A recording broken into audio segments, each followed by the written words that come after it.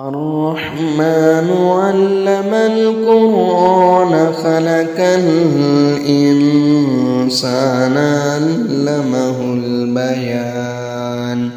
الشمس والقمر بحسبان والنجم والشجر يسجدان والسماء رفعها ووضع الميزان ألا تطغوا في الميزان وأقيموا الوزن بالقسط ولا تقصروا الميزان والأرض وضعها للأنام فيها فاكهة والنخل ذات الأكمام